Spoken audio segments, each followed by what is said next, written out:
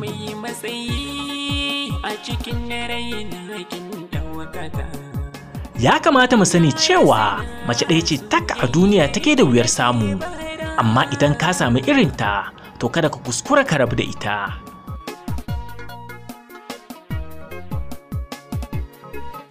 Ya halatta ka auri mace sama da ɗaya, amma ka sani mace ɗaya ce kawai take yin tasiri a rayuwa, wacce ranka kullum zai kasance a kanta. Ma'ana ko da kana da mata 4 to dole za ka ga zuciyarka ta fi ƙaunar ɗaya daga cikinsu.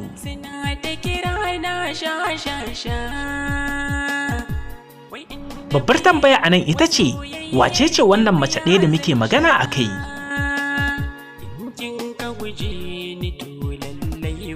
To ga amsar kamar haka, ita ce wadda duk ɗa namiji yake muradin samu a rayuwarsa, ita ce wadda duk ake koyi da rayuwarta, shugabar matan duniya kuma 'yar manzon Allah sallallahu alaihi wasallam, wato Nana Fatima, Allah ya ƙara mata yarda.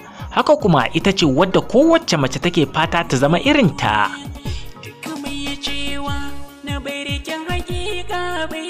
Ga wasu siffofi guda 10 na matar da duk wani namiji mai hankali yake so ya samu kuma ya zauna tare da ita har ƙarshen rayuwa.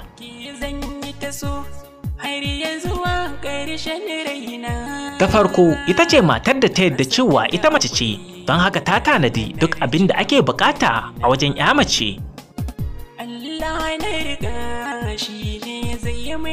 Siffa ta biyu ita ce mai hikima da azanci, wacce ta karanci mijinta da kyau kuma take kauce duk abin da zai haddasa matsala a tsakaninsu.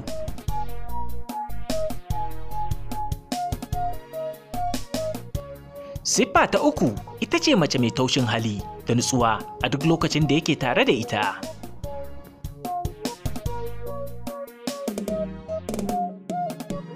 Siffa ta 4 ita ce macen da kuɗi bai dame ta ba, ita kawai mijinta take so, ko da akwai ko babu.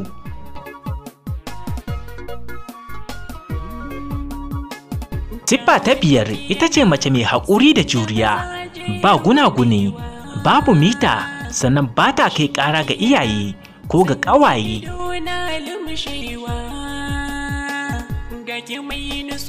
Siffa ta 6 ita ce macen da ta ɗauki kanta a matsayin likitar mijinta domin ya samu kulawa ta musamman da riritawa.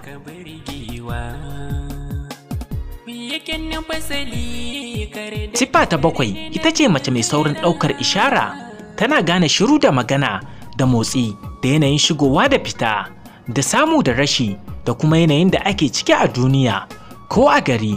Ma'ana tana iya gane kowane irin yanayi da mijinta yake ciki, ko ya gaya mata ko bai gaya mata ba.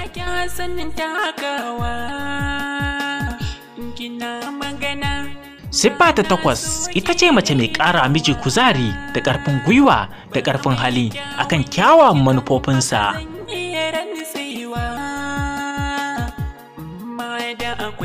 Siffa ta 9 ita ce mace mai sakakkiyar zuciya mara ƙulli da ramuwa, wato mai yawan yin uzuri ga mijinta akan laifukan da zai iya yi mata.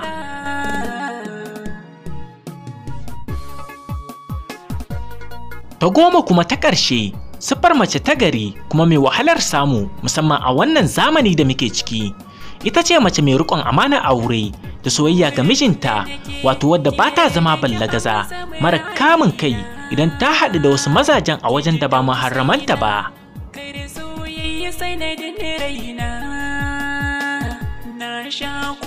Mun samu wannan tunatarwa ne kuma mai muhimmanci daga gurin Shak Aminu Ibrahim Daurawa, jihar Kano, Najeriya. Har ranar ajali na babu batun in